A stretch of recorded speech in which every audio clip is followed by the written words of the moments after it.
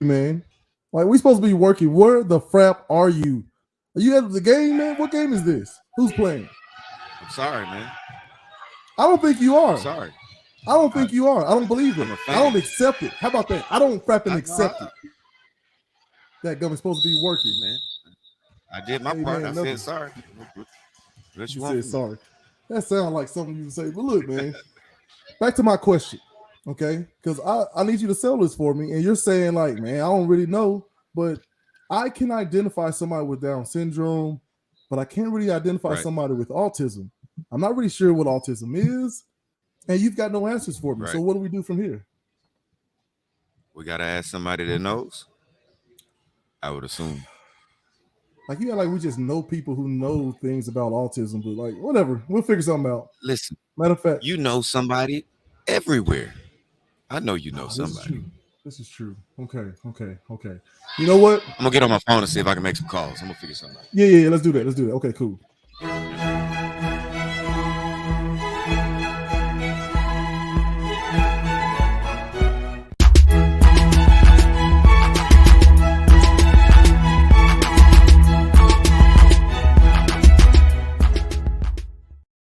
Right, right, right. So this is why we calling you. Okay, I'm glad you made it.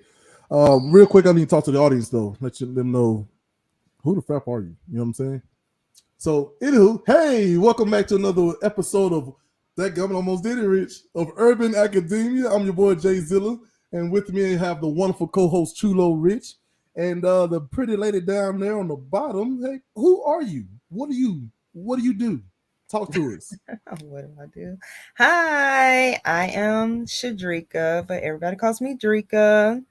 I am a vocational instructor slash RBT, and basically, I'm a teacher that teaches vocational skills to children and adolescents and adults that have autism or any special need.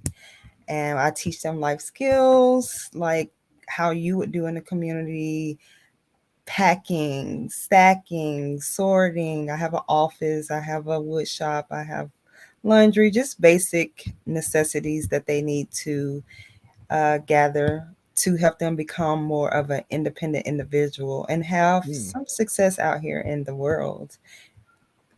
So that's basically what I do is the vocational portion. RBT, I do mm-hmm. that in the summer. That is a one-on-one therapy with the individual that has autism to basically help mold their behaviors and just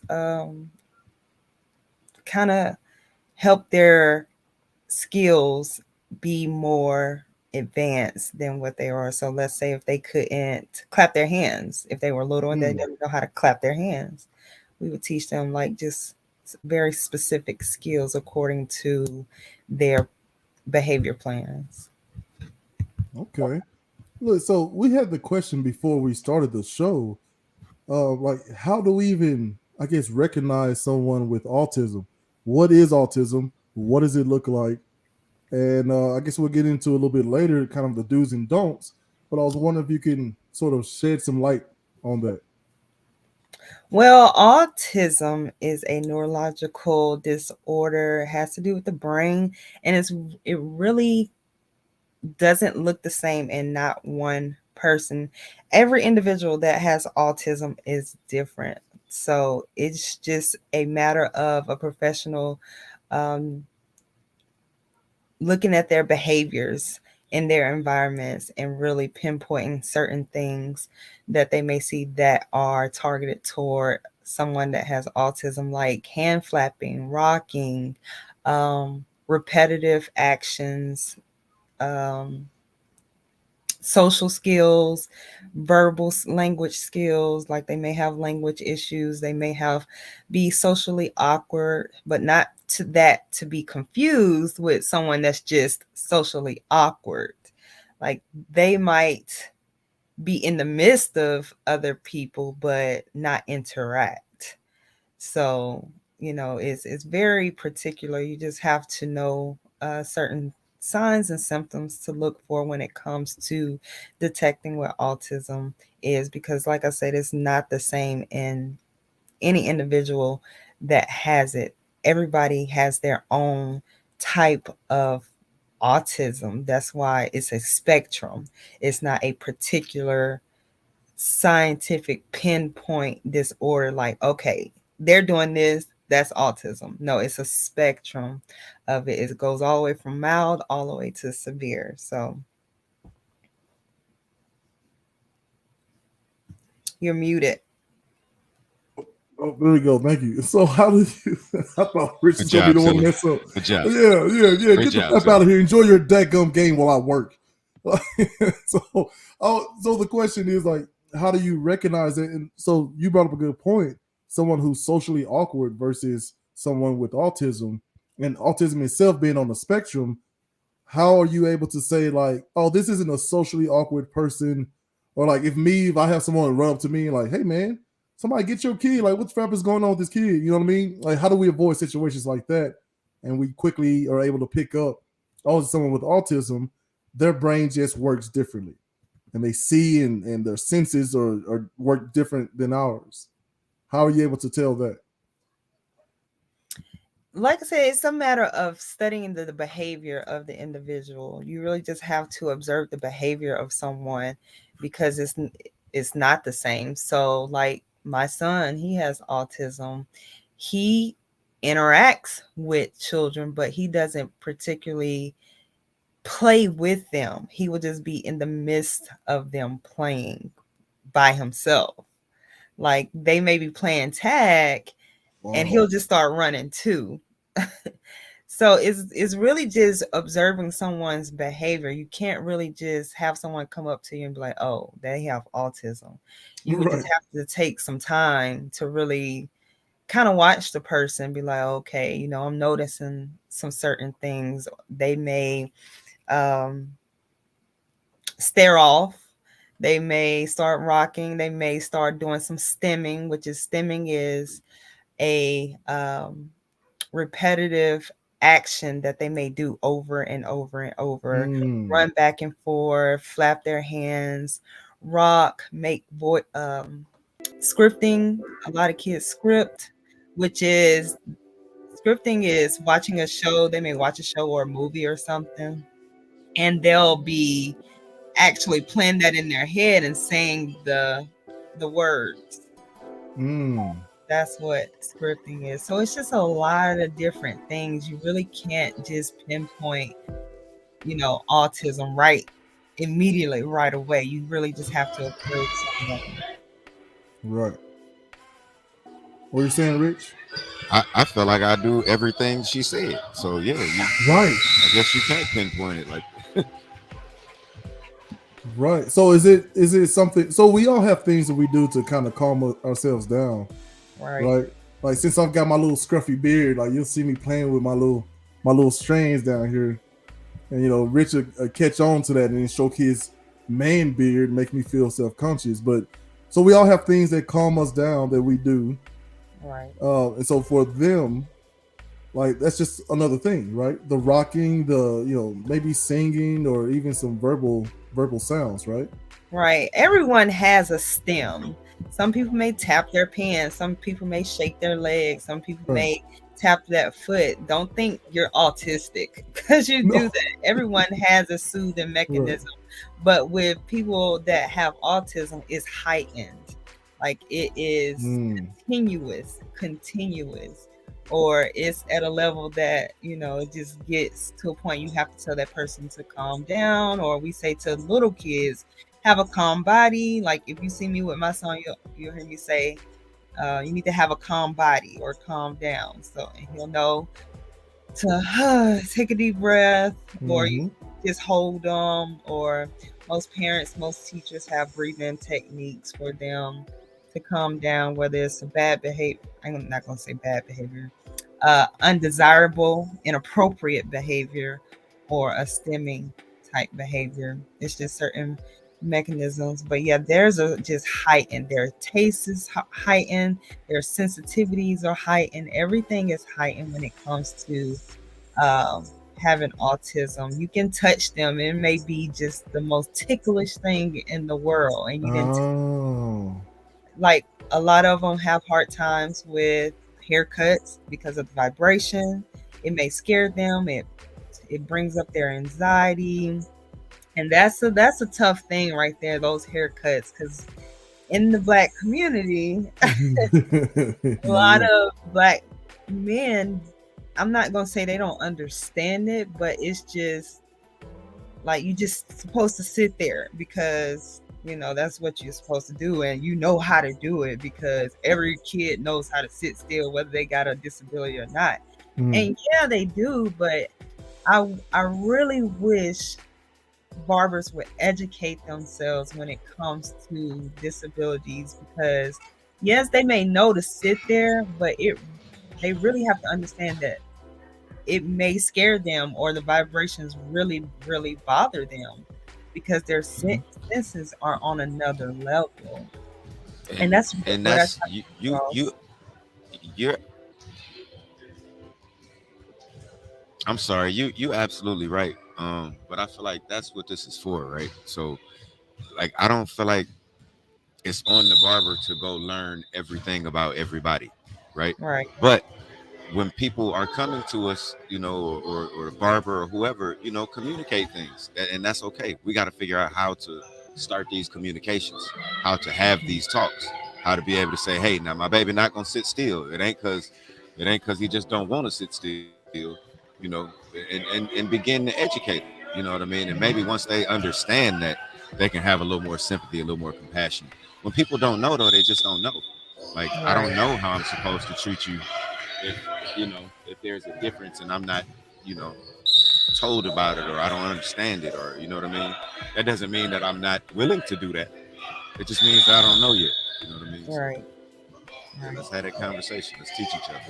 Yeah, you definitely want to have that conversation with barbers, but the only thing is it still takes a level of patience with Mm. that child that I don't feel They're still equipped a for it. lot of barbers want to do, but they won't turn them away because I feel they don't want to hurt the parents' feelings, because it's already hard enough to get the haircut, find somebody to do the haircut.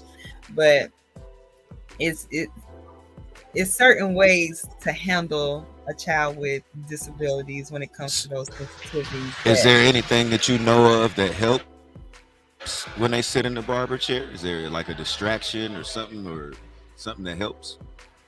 if parents have a device for them like a tablet or some type of DS or something like that, allow that child to have that, because even if you need them to hold their head up, you're gonna just, if you can, just try to work with that child instead of mostly that Mhm. child trying to work with you, because you're only going to get a split second of cooperation by a child that has a hard time with haircuts.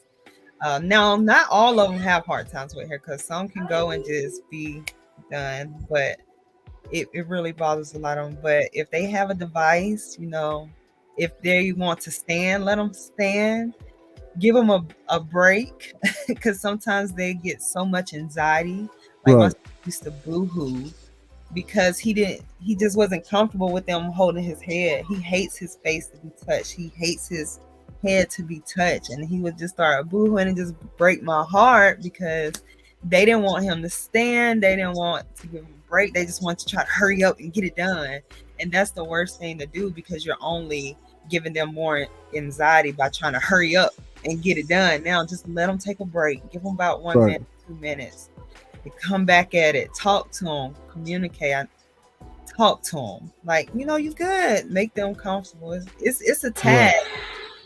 Now but you gotta remember, it's a business, right?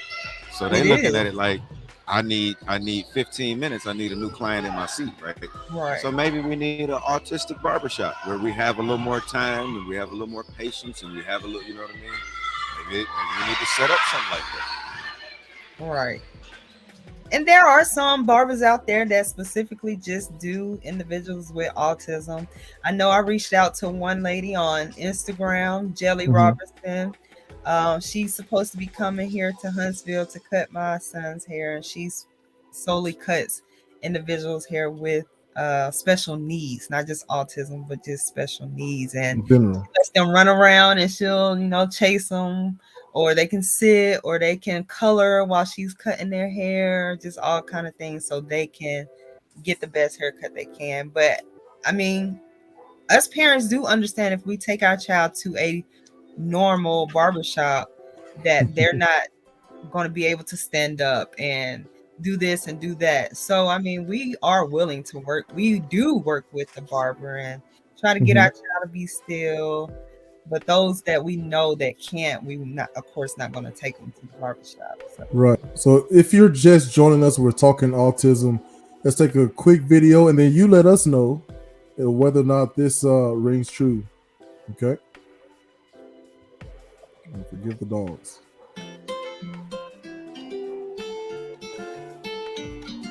According to the Centers for Disease Control, autism affects an estimated 1 in 54 children in the United States. You've probably heard a lot of thoughts and ideas about autism, but here's an overview of what we know. Autism, autism spectrum disorder, or ASD, is a neurodevelopmental disorder that affects a person's social and communication abilities.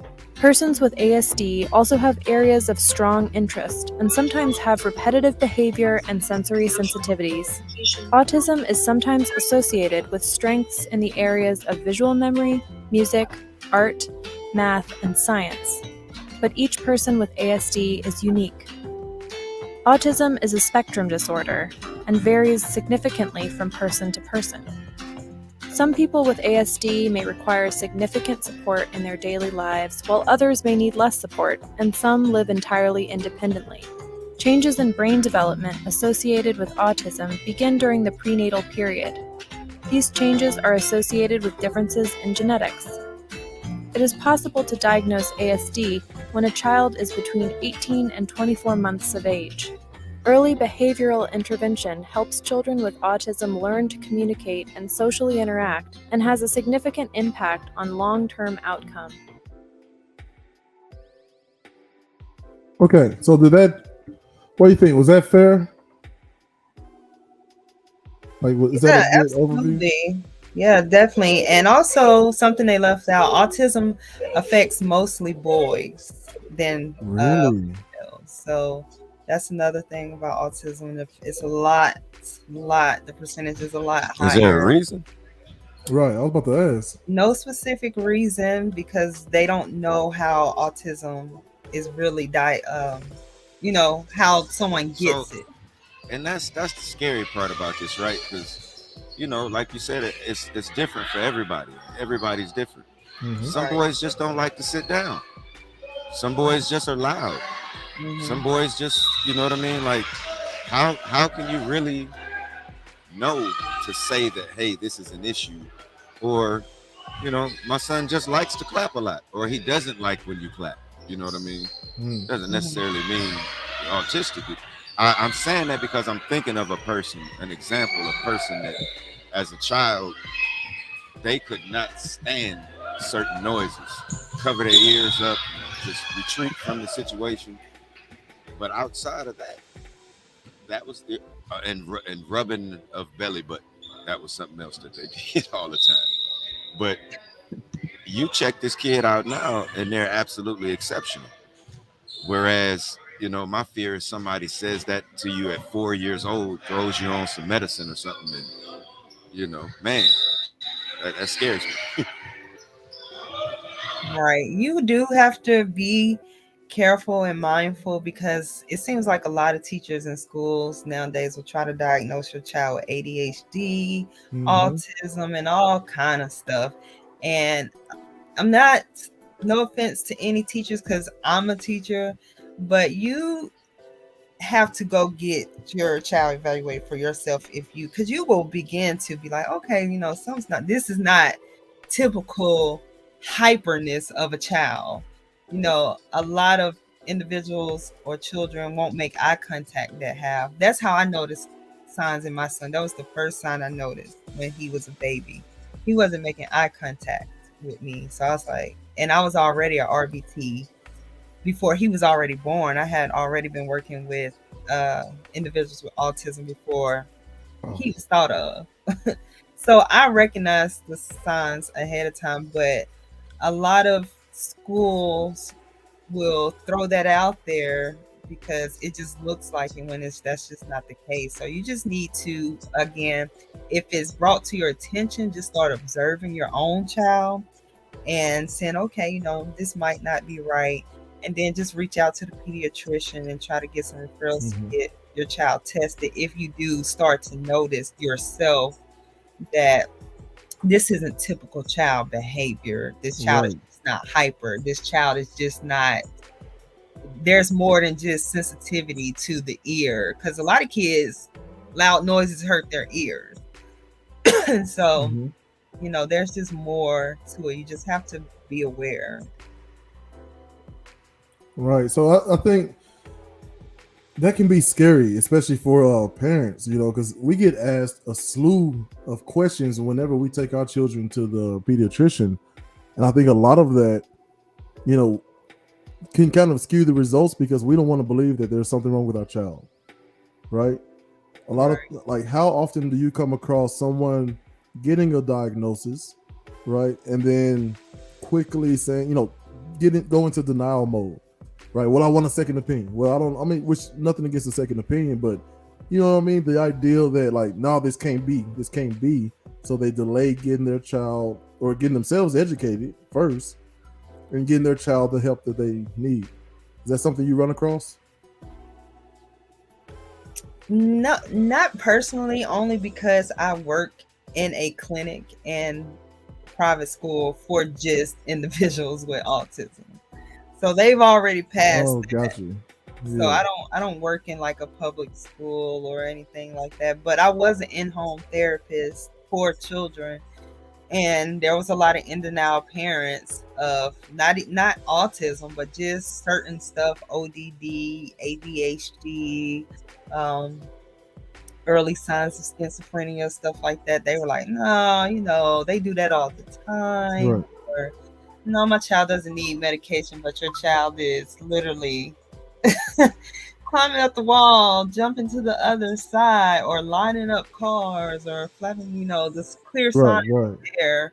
But it's hard. It's hard to accept that something may be off with your child because the world is out there. It's a scary world, and so it is hard to accept that.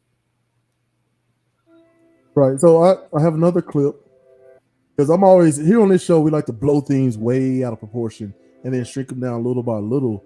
But I like looking at things just another layer closer. So as far as how autism works, I would very much like to see, while I have you here, whether or not you agree with this next clip. So let's take a listen. The senses constantly send information to your brain about your surroundings and other people. However, when a person's brain and its senses don't communicate well, the brain can become overwhelmed and confused, affecting how they see the world. Picture yourself walking down the street.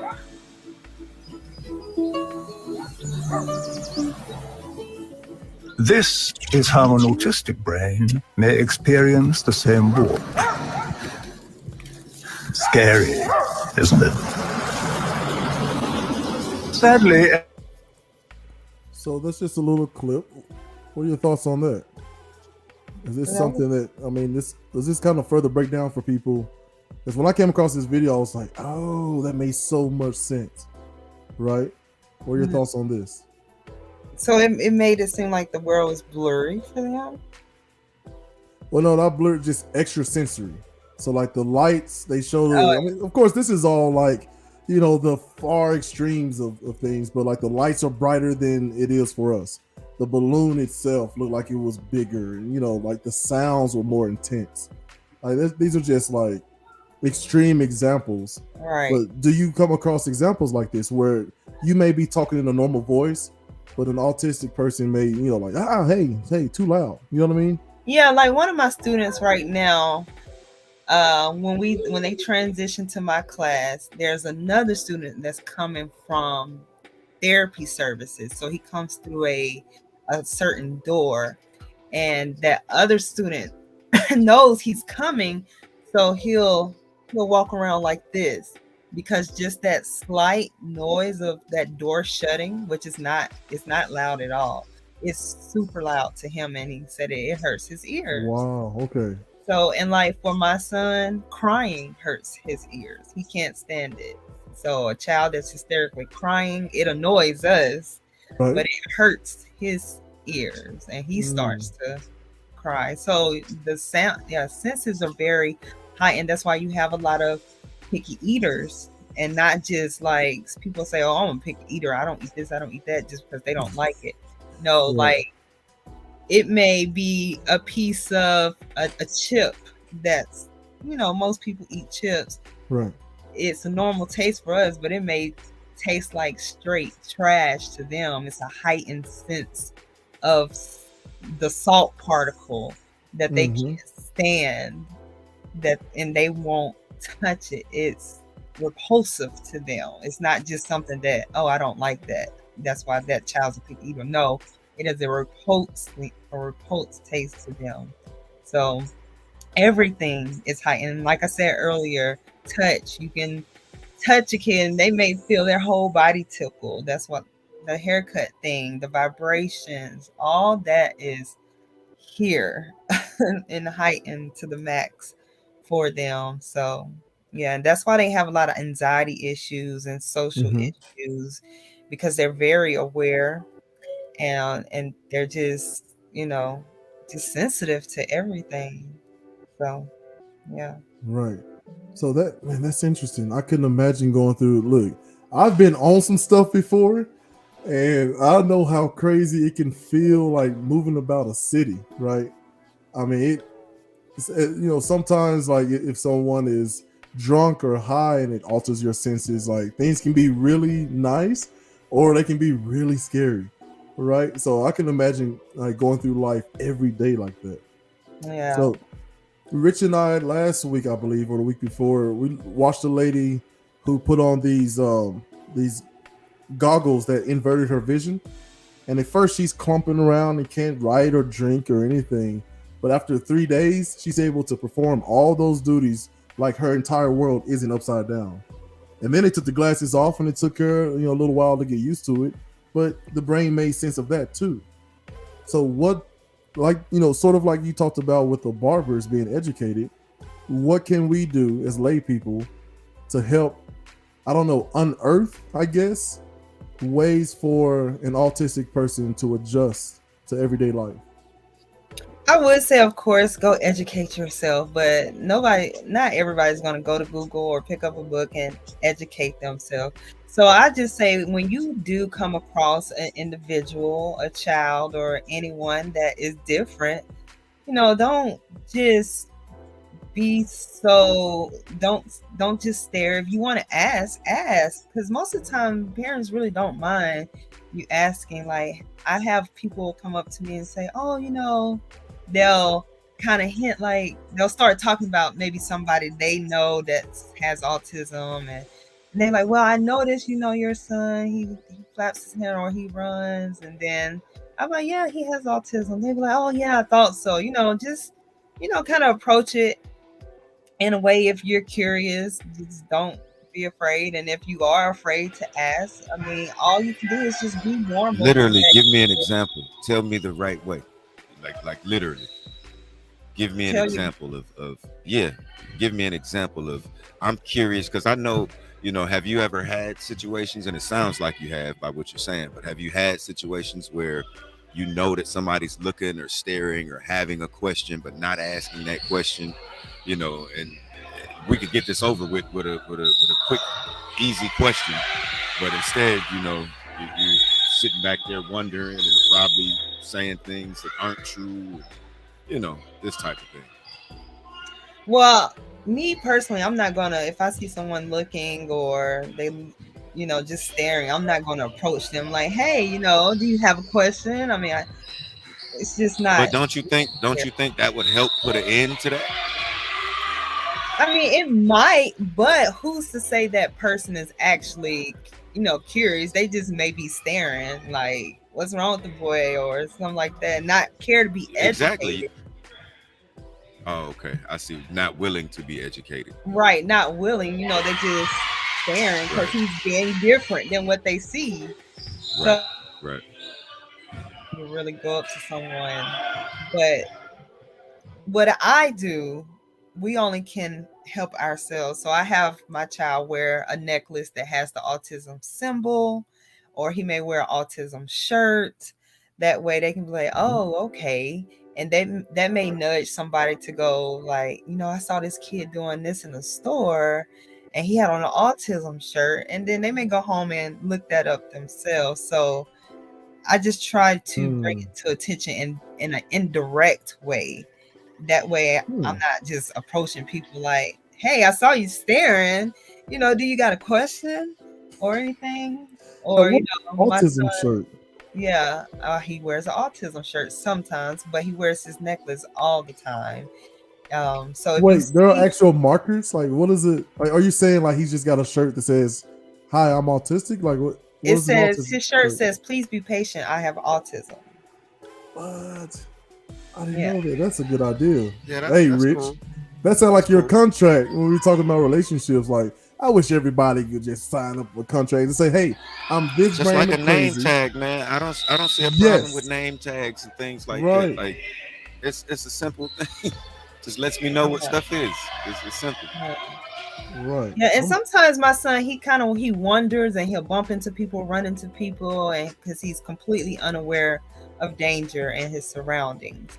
So I'm most of the time say, oh, excuse him or excuse us. Most say excuse us because he is me, I am him, I'm his. Hmm. I So I was that say, way till I was 17, completely unaware of danger. So that's what I'm saying. Like that's not really necessarily that could just. My mother took me to the doctor because she thought something was wrong with me. I kept jumping off the top of the stairs. She took me to the doctor. The doctor said he'll be all right. He knows his limitations. now Mm-hmm. Now that's that's a different. doctor from. That's different. That's not what I mean when I say unaware of danger. That they're taking risk and just jumping off furniture. That's just being a boy or Right. being a kid. When I say unaware of danger, he's in his own world and he's not aware of anybody around him. He's just wandering and a car may go past and he's in Super Mario World.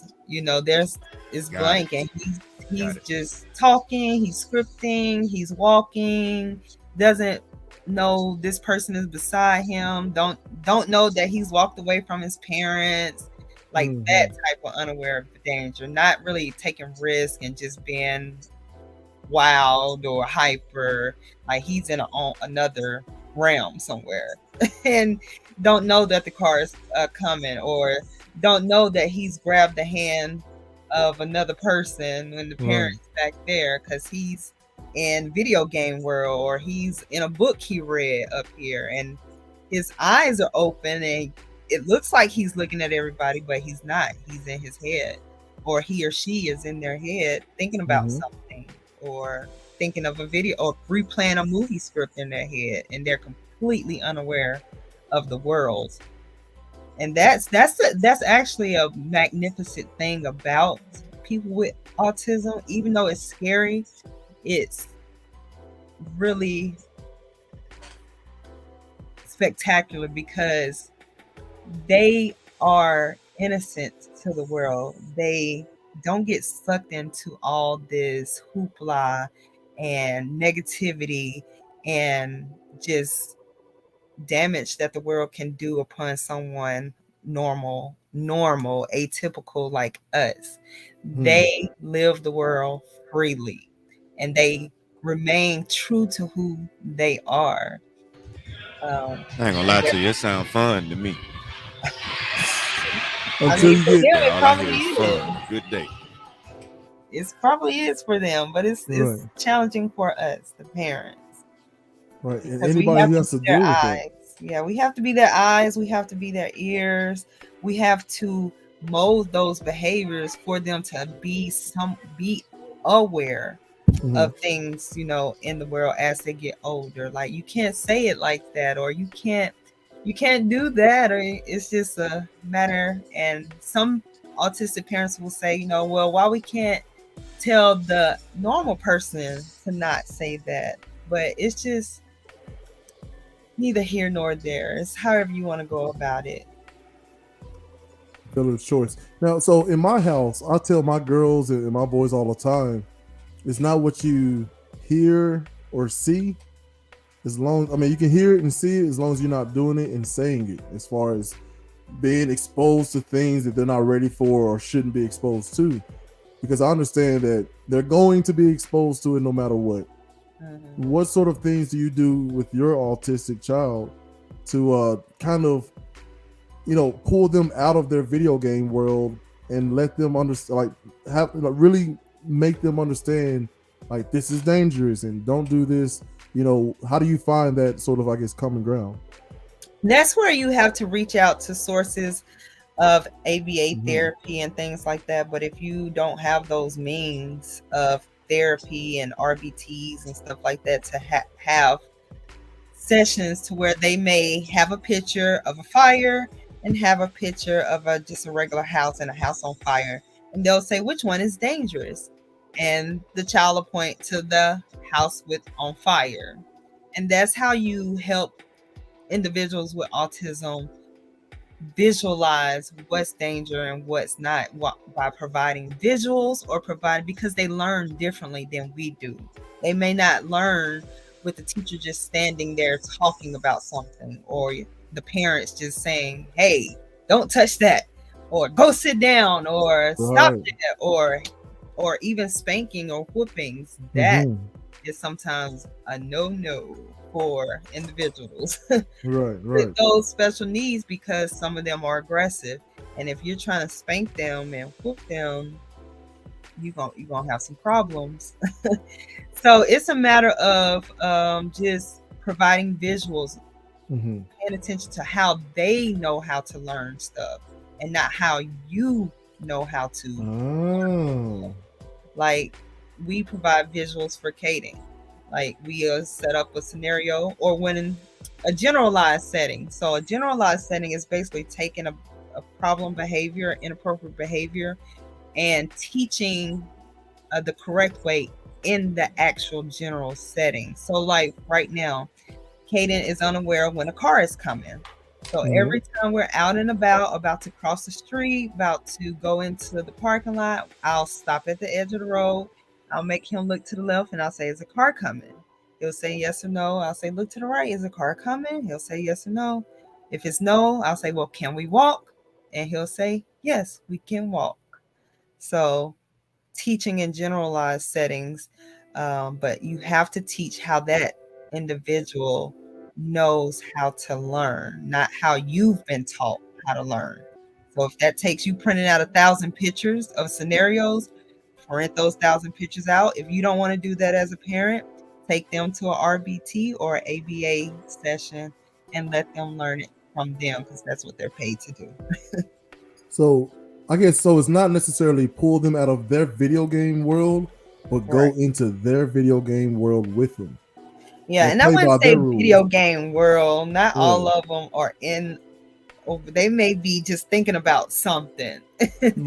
So pull them out of their world and say, hey, you have to be aware of this person you don't know. You can't grab their hand. And we'll say, well, where are we?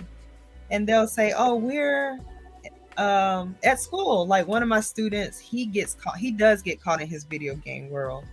And he'll start voicing, which is making inappropriate noises or just loud noises.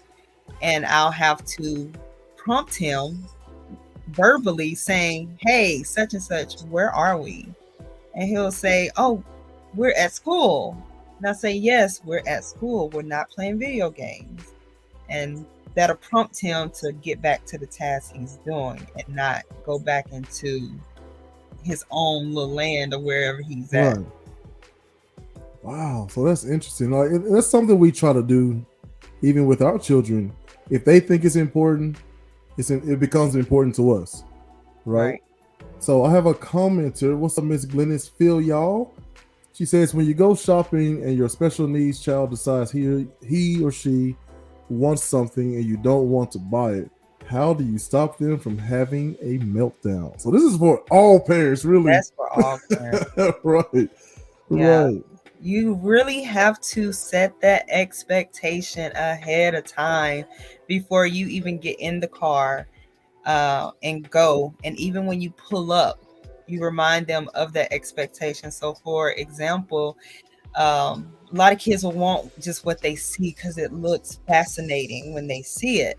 So Mhm. you can give them an option before you even get to the store. You can say, first, we use the first and then method a lot. First, we're going to go to the store and I'm going to get this, this, and this. Really make it plain and clear to them what is going to happen. Set that scenario up, set that expectation up. We're going in the store. We're going to get this and this and this. We're not going to Mhm. get any toys today or any candy. Mm. But when we leave, when we get home, if you follow the directions, you can Right. earn your video game or you can earn some candy or I'll buy you a piece of candy if Oh. you allow mommy to get her shopping done. I'll let you have one piece of candy. So it's a matter of setting an expectation, sticking to it strictly, not veering off like, oh well, if it does happen a meltdown, Mhm. Give in. don't melt Right. down with them. Keep a calm body. Ooh. Don't melt down with them at all. But just set that up because they're very particular. If you say something to them, you have to stick to it because they will remember. They're going to Mhm. remind you, and if they pass it and see it, they might have that meltdown. But you have to stick to the plan that expectation and that plan that you've already went over Yes. with them in the beginning, and follow through. And if the meltdown still happens, you remove them from the environment, give them a moment outside, remind them of the instruction again. You cannot give in. It's hard, but you cannot give in. You stay strong on that expectation, that standard that you've already set in place. Once they Mhm. calm down, you enter back into the scenario of the grocery store, the store, and you finish the plan that you've already set up. And then at the end, if they had the meltdown, you'll explain to Mhm. them why they lost that reinforcement. But if they didn't melt down, still explain to them why they earned the reinforcement. So it's a very particular plan when it comes to special needs children or any child. It's a matter of just setting an expectation, setting up the scenario for them, what's going to happen, stick to it, and get out of there. Hey, so our pediatrician told us something similar to that, right? Like you never, or you always follow up a no with an alternative, right? So if you are asking for a piece of candy, you say no, but how about we go outside for a walk or something like that? Like I'm horrible at Right, analogies, but I think you get the gist. right. And that's what I Right. meant by that first and then, you know, Okay. But no, yeah, no. Say that again. the first and then method. Oh, got you. That Yeah. sounds like improv almost.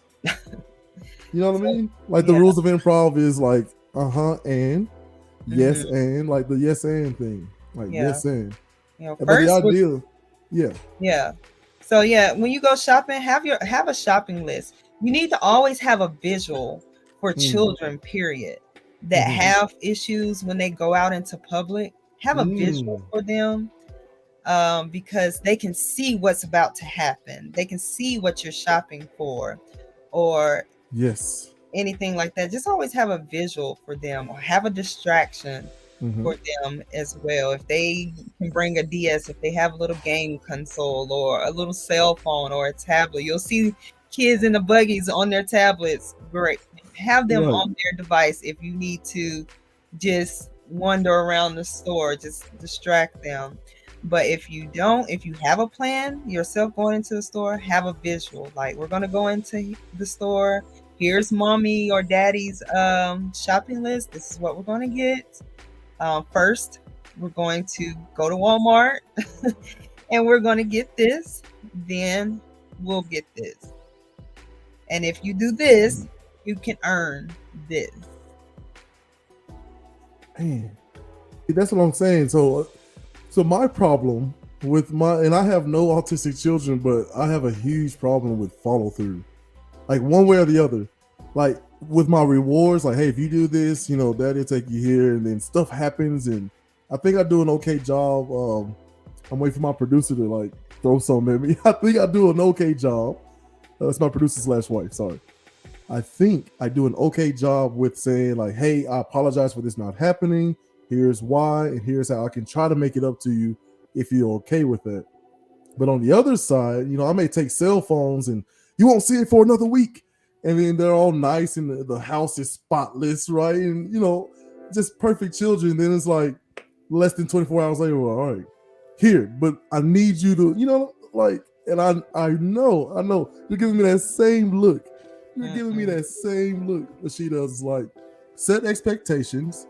If they meet them, reward. If they don't, gently correct. Emphasis on the gently for me. Right. Yeah. Have to, because children, just children period, are intelligent. So they're going to figure out, oh, daddy's soft. And we can manipulate the situation because we know he's going to end up giving our stuff back because we were good. We were angels and we cleaned the entire house. Yeah. So now we're going to get our stuff back. And you being a softie, going to give them what they exactly mastermind in their head to do. Yeah. Okay. All right. Okay. I get the message. Follow through. That's any child. Any child. Yeah. But when it comes to a nonverbal special needs child, you have to provide that visual and that follow through because they think how a normal child thinks. They're going to manipulate the situation. Like if I take my son to a new child facility and he knows he can test the workers gangster and see if throw a toy across the room to see if they're going to do something, he'll look at them, and if they be like, no, Kaden, don't do that, it's not gonna work, because I always give him a warning, then I give him a verbal warning. The next time I take it away maybe for a couple of minutes or something. Third time, it's out of here, we're done, find something else. I redirect the whole, you just threw this puzzle, so we're done with the puzzle, you can go read the book, because I gave you your warning. I took it away for a little bit. Now it's completely gone because you could not follow the directions. Right. So find something else. Now let me ask you this. Are you always that calm? Like, is your tone always like that? No. Oh, I was about to say, like, that's a gift. Like, it's my wife, like, so I'm the yeller, right? I'm working on it. But, like, I always start off here, like, okay, girls, boys, here's what's happening. Here's what needs to happen. And like they may like be rolling their eyes or like have like a whatever, and they like set something off, and I just start getting louder and louder, and I feel myself go from here all the way up here, and now I'm like, I'm 6'4", 320 these days, right? And I'm like, my hands are flying over the place, and this sock has been here for 4 weeks. You know what I mean? All this stuff. I'm trying to figure out like, how do I keep the tone, give the directive, and then eject, like get out of there, and then come back and check, and again stick to the program, right? If they met the expectation, reward. If they did not, gently correct, right? How do I do that? Teach me. Mean, us parents, we're humans, just like is it Glynis? Sorry if I'm saying your name wrong. Like she's saying, y'all. Just think Alabama. Glynis. Like she was saying, they got spankings. I grew up getting beatings too. We mostly did. And I mean, our parents, you react in the moment. So I'll catch myself saying, no, didn't I tell you not to do that? No.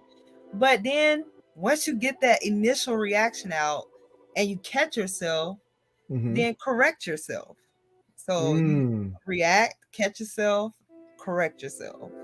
So if you feel like that reaction wasn't necessary, then catch yourself and correct yourself. Like, okay, look, I told y'all not to do that. And you have, but you still have to keep a tone that's assertive, firm, and with some bass in it. Because if you're just like, oh no, I just, y'all stop that. Some people do have their gentle parenting. I have nothing against that.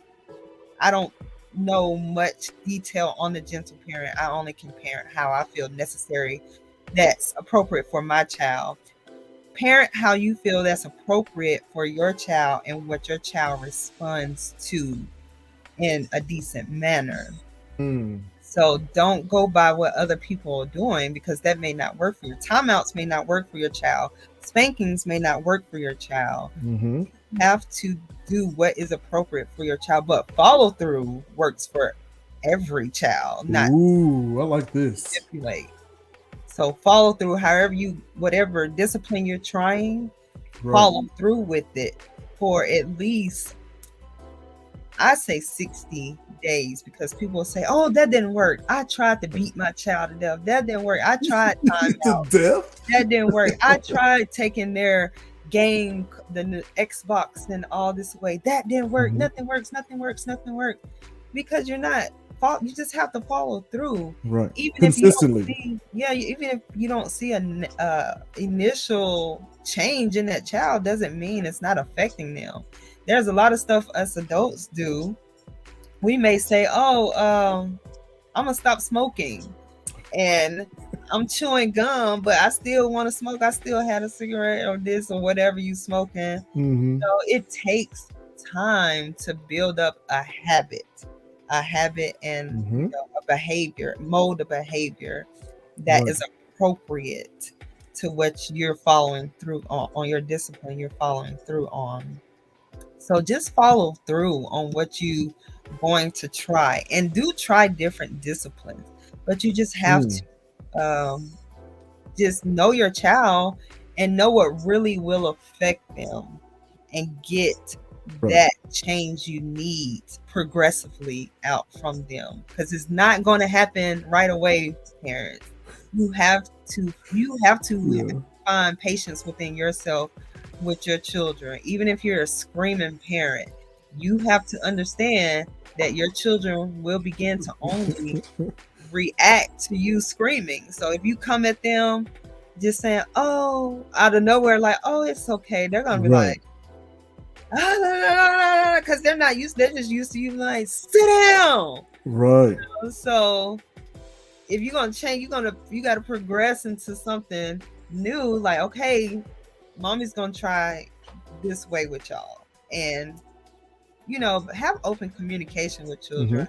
I always say don't give them too many options, because Yes. a lot of parents nowadays want to say, oh, I like for my child to voice their own options and this and that. No, you're the parent. You're there to raise them. You're there to mold their lives. And then when they get a certain age, they are able to make those decisions. And when they get to a certain age that you feel like they can appropriately communicate to Right. you their wants, needs, and interests, then it makes Right. sense. But if that's not the type of parent you are, then you don't have to give them that open communication. But also don't be so manipulative to where you shut them completely down and they have no say so, and you just do Mm. the old school way, where it's my way or no way. Because Yeah. your child is not going to know how to voice themselves when they get out in the world, because you shut it down at home. I don't need them to. I need them to just do what I tell them. How about that? No. No, I know exactly what you're saying. No, I'm not just when it kidding. comes to that. When you're No, giving them but- an instruction, that's Yeah. they need to follow through. But if y'all are actually trying to talk about something, like if they did something in school, they need to explain. You like, no, you need to sit down and do Right. what the teacher say. Like, no, you need to hear what happened from them, and so on and so forth, things like that. So my wife, or sorry, my producer, excuse me, my producer is the queen of that gum. Hey, I'm gonna give you your option. So she's somewhere in the middle, right? Me, I'm more of a do as I say, and then you have other parents who are like, hey, here are 50,000 options. What does little Johnny want to do? Exactly. But my wife is somewhere in the middle, in that she'll say, hey, y'all want to eat upstairs or downstairs? Your choice. But she's laid out two choices. Yes. She's okay with. Right? And that's exactly what I mean. If you want to give them choices, give them a small choice. Don't say, oh, here, just tell me freely this and that, and open-ended. this option. No, keep it narrow for them, because you still want to steer them on a path in raising, when you come to raising your child. So you still want to steer that path. So give them no more than 3 options here. Right. That way they say, okay, they feel an importance about them. You're raising them to have confidence in their voice by giving them options. But at the same time, like I said, you're still molding their behavior to, this is all I'm gonna give you, and if you don't want these couple of options, then you have no option, because I am the parent here. Right. And we're not just going to go all on a whim on these other things that you have going on in your head, because they are inappropriate or they're not necessary right now. So these are your options. If you want that, then that's it. I like it. I like it. So going back to you mentioning like the shopping situation, right? What to do, give them things. Like one thing that I've found that have worked with my now 3 and 5-year-old boys is that we do a list, and we do in the car lay out expectations, because my son's like, hey, can we get this? Can we get that? Because we spoil them rotten. But we try to pick and choose when to do that and make sure we're celebrating something, right? We're trying to positively reinforce good behavior, right? And so in doing that, we make our list and we get out there, and then I have them sometimes walk with me. It's like, hey man, help me find blah, blah, blah, right? Or help me, look, daddy's, I don't know what's going on, man. Can you help me find the milk?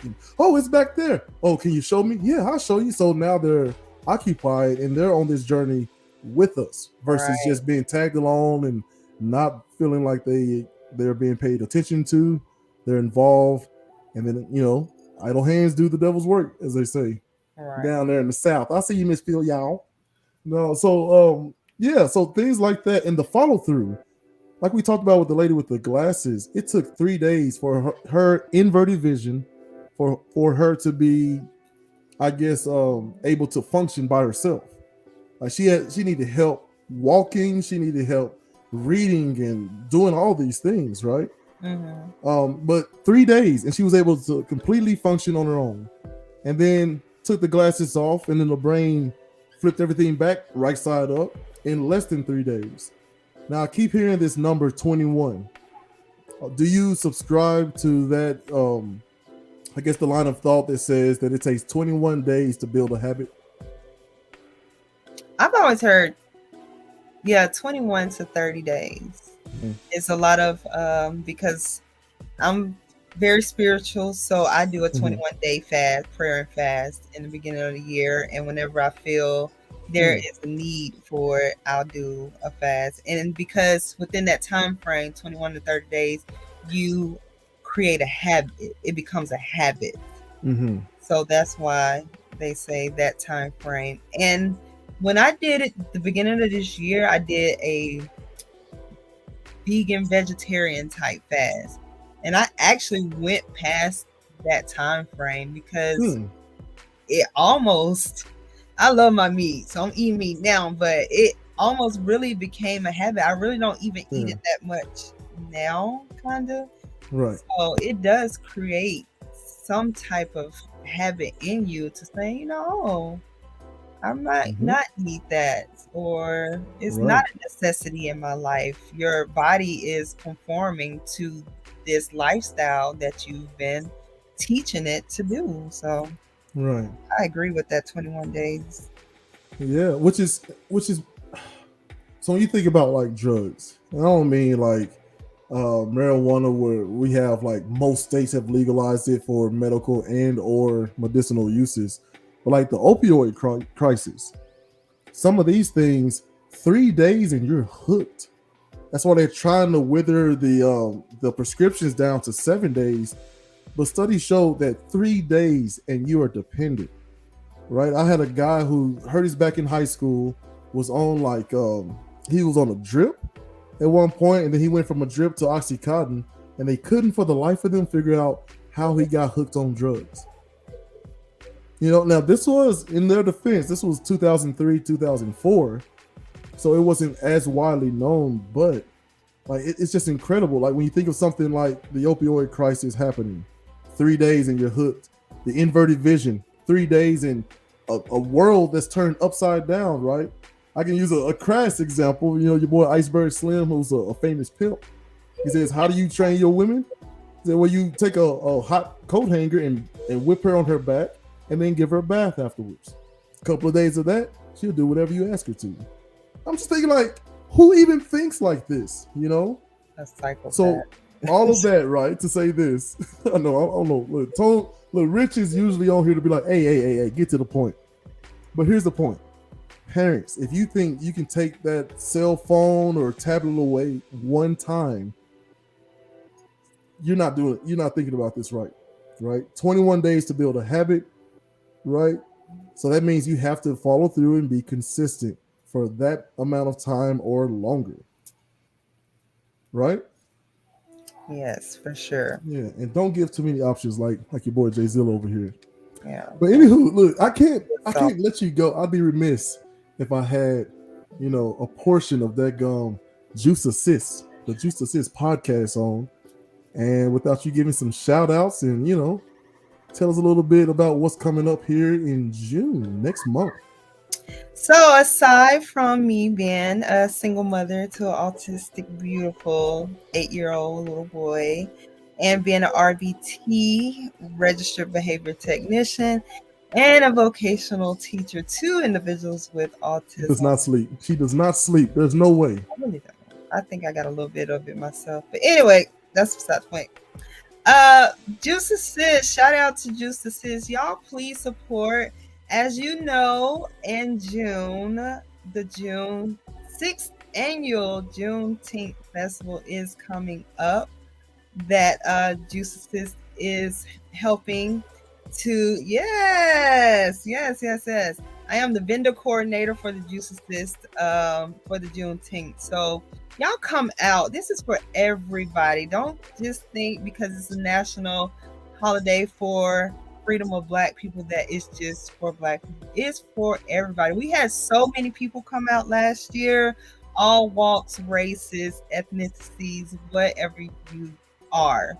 He, she, them, they, she, her, come out. White, Black, Asian, everybody was out there enjoying the music. We had a saxophone player, we had singers, we had poets, we had kid zones, and we're bringing all that back this year plus more because I'm on board and we've got more coming. So y'all come out June 18th starting at 10 a.m. Columbia, Tennessee. Y'all come support. Y'all donate. We donate. We need the assistance. If you want to volunteer, definitely reach out to us on our page, Instagram, IG, at Juice Assist, or you can reach out to us on Facebook at Juice Assist as well, on Facebook, Instagram. If you're a vendor, sign up, contact me, Shadericka Peters. My number is 256-770-1171. If you want to become a vendor, if you have some information, the number. Well, it's on the page. So. Oh, okay, gotcha. I mean, if you want to act up on my phone, I'll block you. So. Don't be out there acting a fool. All right, so don't take my number and act crazy now. But yeah, y'all definitely support. We are 6 young women in this world just trying to be brand ambassadors, trying to serve the community. Yes, 256. Yes, girl, I'm in Huntsville. I'm not far at all. But yes, we have events here in Huntsville too. Last year we had the picnic and paint. We had such amazing turnout. I'm trying to bring more events here with Juice. So y'all definitely look out for that. Just look out for us. Jalecia Gales is the creator, founder of Juice, and I'm just her partner in crime. Florence. Whoa. No, get her the frap out of here. Tag gummit. You do that again, I'm gonna come find you. What are you doing? There's no just. You are the right-hand man, a business partner. You're a part of the show. You're a part of the site. You're a part of these events. You put your blood, sweat, and tears on it. I got a video of you trying to fix your hair while shouting Juice out last year. What are you talking about just? I hate that with a passion. Don't do it again. Okay. I am the right hand man of Yeah. the Gales. Yeah. We are behind the scenes working our butts off, trying to put this event together, trying to put future events together, trying to brainstorm while having other things going on in the life of children as well. So y'all just support, spread the word, just shoot a status on your page. Just get us out there. Juice Assist, we need y'all. We're serving y'all. We're here for y'all. We are assisting y'all in any way, fashion, or form that we can. So support us how we're trying to support you. Get our name out there for us. If you know someone, contact us. DM us on IG or Facebook. Also, I see you. What's the name? Flynn, y'all. Feel y'all. It's feel y'all. You gotta say it with true Alabama passion. I really don't have a country twang, so I know. I can't say it. If you're in the Huntsville, Madison area, I am also a dance coach, and I'm bringing dance to youth football. So if you have a child that's age 5 to 12, definitely bring them to the Madison Knights Youth Football League, football, cheer, and dance. And sign them up. Registration is open right now. If you want to know the website is www.madisonyfc.org. So definitely sign your child up if you're in the Madison, Huntsville area for youth football, cheer, or dance. I'm the new dance coach, which is not in the area for youth league. So I'm bringing it to the city. So definitely, if you're in the city, bring them out. Bring them out. Now listen, you talking about all these events, like the Juneteenth event. Like, how much does it cost to get into the Juneteenth event? It's free for the free.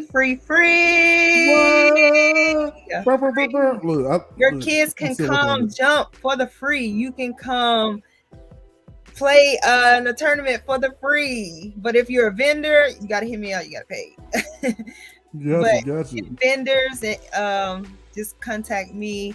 But any guest, anybody coming to the festival, it's free. Take advantage of this wonderful holiday that we as a culture are celebrating and embracing all cultures. And come out. We have a clothing drive. We have a clothing drive. We have food, entertainment. I'm going to be hosting it. So you're going to see this face again. I'll be hosting it. You'll see Jay Lee, the wonderful Jay Lee, my best friend, my sister, my PIC out there running around, who's the creator and the founder of it all. So definitely connect with her. JP is also a member. Rhea Hodge, Simone, all of us. Just connect with us. If you see us, come on now. Y'all come on now. June 18th, 10 a.m. at the river. I'm not from Tennessee. The Riverwalk. Tell them where it's at. It's at the Riverwalk right down there in Columbia, Tennessee, the 38401 area code. But first, I'm going to just let her talk a little bit more, and I'll throw some up there. Yeah, this is so funny to me. I don't know why. Hey, it's Shadericka coming live at you Fixing the from hair. Columbia, Tennessee at the 5th annual Juneteenth Festival in Columbia, Tennessee. We are here. I'm hosting. We want to thank Jalicia for, of course, having this dream 5 years ago, putting this together, making it a reality. And as of a week ago, it is now a federal, national holiday. So that means y'all gonna be off, just like 4th of July. This is our 4th of July. Let's celebrate. Let's come out here. Come out here, support. It's Juneteenth. It's your freedom day. It's everybody. It's unity. Black, white, Hispanic, whatever you are. Okay, look, you running for president now. She running for president out there, y'all. That was so bootleg. And that's a cell phone. It's not bootleg. It's guerrilla. It's guerrilla warfare you're doing. Bootleg. Yeah. Well, look. You need a publicist. Look. So Jay Lee is my one. Let me talk to my audience real quick. Jay Lee is my beautiful, talented sister. master's holder. She is my younger sister, but I always have looked up to her and her hustle. Right? Y'all need a publicist. That's all it is. We need Right? something. You can take that and flip it like it's just guerrilla warfare, right?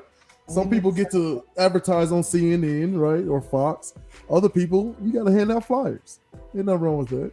Right. Yeah. So yeah, man, right there on the River Walk. Thank you so much for joining us. Where can they find you? What are the socials? Go. And Miss Phil, y'all, check the comments down there. I just posted. Where is it? It's in there. I promise you. Let's do this one. Bam, right there. That's the website, tnjuneteenth.com. That'll lead you to merchandise and all the information you need, whether you're a vendor, volunteer, or just a spectator who wants to show up and want to know exactly where to go. Yeah, we get it off in our state. That's right. Your state is off too. It's national. It's everybody. There we go. So where can we find you, Miss Shadericka? You can find me on Instagram, prettygirl_D, or therevamped_D. You can also find me on the registration page for the dance coach again at www.madisonyfc.org to register your child for dance. You can find me on Juice Assist at Juice Assist on IG and Facebook as well. So those are some places y'all can catch me at. If you got any questions, feel free to DM me, and I will definitely do my best to give you the most valid, legit answer possible, or lead you to the best resource possible. Over there sound like Obama. If I don't have the answers, I will hire the most brilliant minds to answer them for me and the American people. Right? All I can do. I love it. That's humble. That's some humility right there. If I don't have the answer, I'm going to find the person who does. Not, yep, I got all the answers. Just vote for me. Shut up. Don't worry about what I'm doing. But thank you so much for joining us. I'm sorry that Mr. Chulo Rich couldn't come back, but you enjoy the rest of your night. Thank you so much. Bye, everybody. Peace. Don't actually leave, though. You're off the screen, but don't frap and leave. I keep forgetting to tell my guests that. So, anywho, Chulo Rich, frap you, bro. How dare you? How dare you leave me in my time of need? The 9th hour, the clutch. You, my friend, are no Jordan. He knows what I'm talking about. So, thank you all. I know Rich usually has the last word, but he abandoned me. So, whatever. Frap him. We don't need him anyway. Now. But look. Please, do not hesitate to go, ask people questions. One thing that I have found, and I'll try to impart to my children, is that whatever you're afraid of or fearful of or incompetent at, that's what you need to be leaning into, right? Lean towards looking for the right information. Just like we do on this show, like we like to say, everybody's a little right, everybody's a little wrong. Right. So let's try to find some middle ground, no matter what we're debating or talking about or have questions for. Now, last week we talked to some members of the LGBTQ plus community, and that was one of the bridges we were able to, sort of repair, at least with those three who joined us last week. The idea that asking questions to try to educate yourself cannot be viewed as offensive. We have to work on that. So if you have an autistic child or a special needs person, whatever the issue is, or just a child who, frapping missed a nap or something. If you have that situation going on, don't be so quick to get upset and in your feelings when people are asking, hey, is everything okay or whatever, right? Take everything with a grain of salt. But don't be afraid of those hard questions, and we'll figure stuff out together.